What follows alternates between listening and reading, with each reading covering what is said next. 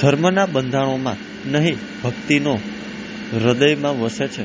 આજે આપણે વાત કરીએ એક એવા શિવ ભક્તની કે જે છે તો મુસ્લિમ, પણ અંતકરણથી તેને મહાદેવ પર અતૂટ શ્રદ્ધા છે. મુસ્લિમ બિરાદર એહસાનભાઈ ચૌહાણ કોમી એકતામાં માને છે, જેથી ભાઈચારાની લાગણી ફેલાય અને લોકો એક જૂથ બનીને રહે તે માટે તેઓ છેલ્લા 33 વર્ષથી દરેક શ્રાવણ માસમાં ઘરેથી 10.5 કિલોમીટર દૂર ઈશ્વરીય મહાદેવના મંદિરે પગપાળા જઈને પૂજા કરે છે. એટલું જ નહીં, તેઓ શ્રાવણ મહિનાની સોમવારે વૃદ્ધો લોકોને સોમનાથ મહાદેવના દર્શન કરાવવા માટે પણ લઈ જાય છે. ત્યારે જુઓ મારો ખાસ અહેવાલ. હું ઈશ્વરીય મહાદેવ મારા ઘરથી અહીંયા 10.5 કિલોમીટર થાય. 30 દિવસ હાલીને આવું આખો શ્રાવણ મહિનો, અને 34મું વર્ષ છે હું અહીંયા શ્રાવણ મહિનો ઈશ્વરીય મહાદેવ હાલીને આવું છું. હું અભિષેક કરું છું બધા માટે, જે મારા મિત્ર હોય, જે ફેમિલીમાં ગ્રુપમાં હોય, કે બીમાર હોય, સાજા સવરા હોય, ફેમિલી પ્રોબ્લેમ, કોઈના મેરેજ નહોતા, કોઈને સંતાન હોય, એના તો અભિષેક કરું છું. એના નામ લઈ અને અભિષેક કરું.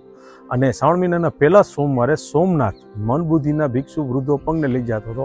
આ વખતે મારું 21મું વર્ષ છે કે હું સોમનાથ અને વૃદ્ધોને લઈ જાઉં છું, અને 230 વૃદ્ધો છે એને લઈ જાઉં છું. પણ એટલી મારી સંખ્યા વધારે છે કે મારી પાસે એટલી કેપેસિટી નથી, એટલે જેટલા થશે હું એટલા લોકોને હું સોમનાથની યાત્રા કરાવીશ. હું બધા ધર્મનો માનું, બધા સાથે કામ ધંધો કરવો, પ્રેમ ભાવના રાખી તો છે, બધા ઈશ્વર અલ્લાહ એક જ છે. ત્યારે દરગાહે ગેમન સાબીર, હાજી અલી, અજમેર શરીફ કેટલું માણા જાય છે, બધા હિન્દુ જાય છે. તો કોઈ દી એવું છે ગણપતિ બાપામાં જાય છે, તો આ પણ એવું જ છે ને કે આપણા મંદિર છે, બધાને માની અને બધા એક ધર્મ એક છે. હું 21મું મારું શ્રાવણ મહિનાનું પહેલો સોમવારે સોમનાથની યાત્રા કરાવું છું. જેમાં મનબુદ્ધિનાને પણ લઈ જાઉં, ભિક્ષુકને લઈ જાઉં, વૃદ્ધોને લઈ જાઉં, અનાથને લઈ જાઉં, અપંગને લઈ જાઉં. આ વખતે બધા વૃદ્ધોને જ લઈ જાઉં છું, જેની કોઈ પરિસ્થિતિ નથી અને બહુ ગરીબ છે, જેની કોઈ એવી વ્યવસ્થા નથી. એટલે આ 21મું વર્ષ એટલે બધા વૃદ્ધોને સોમનાથના યાત્રા કરાવું, દર્શન કરાવું છું. પોતપોતાના મા બાપને લઈ જતા તો ફેમિલીને લઈ જતા હોય.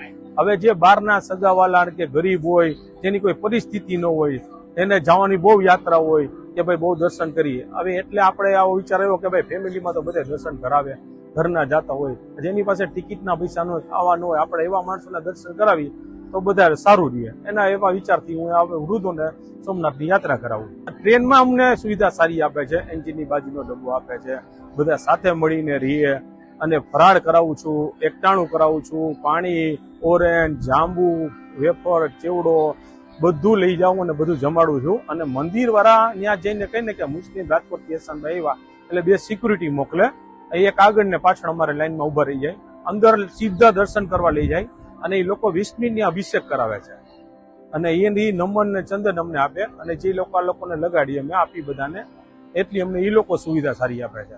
આજે અમને 21 વર્ષથી લઈ જાય છે આપણે આ ભાઈ, શું નામ, એહસાનભાઈ. તો દર્શન કરી છે, મજા આવે છે બધાને, અને ઘણા આશ્રમને સાથે લે છે દર વર્ષે. બુદ્ધિના, વૃદ્ધ, અપંગ બધાને વર્ષો થયા 4-5 આશ્રમને લઈ જાય છે.